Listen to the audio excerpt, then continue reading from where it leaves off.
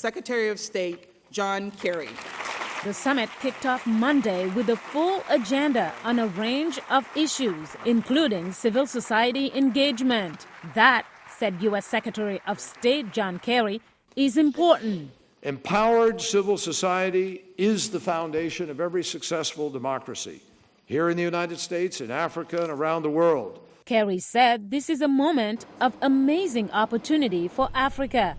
And he believes it's also important for countries that have not embraced the rule of law to do so. Because we believe that when people can trust their government and rely on its accountability and transparency, on justice, that society flourishes and is more prosperous and more stable than others. We believe that opportunity and prosperity are powerful antidotes to the violent urges of extremism. Terrorism has recently increased in some parts of Africa, like Nigeria, Kenya, Somalia, and Mali. Senegalese President Macky Sall, whose country shares a border with Mali, says he and others have to control their borders. We are paying a lot of attention to our borders, making sure we know who's coming and going. So we are better prepared if we need to act on terrorism. This is a new phenomenon that's affecting our development.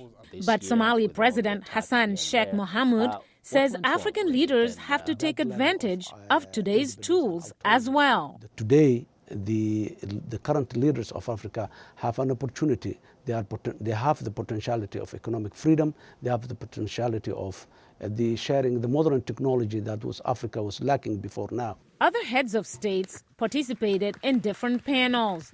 Gabonese President Ali Bongo discussed combating wildlife trafficking, wildlife crime in Africa, while Ethiopian Prime Minister Haile Mariam Desalegn touched on climate change. Combat the climate change issue. Ghanaian President John Dramani Mahama answered a question on what the diaspora can do to help their respective countries. They've lived outside, they've gained a lot of skills, they have a lot to contribute back to our country, not only in the remittances that they send back, but in terms of crafting solutions to some of the challenges that we face.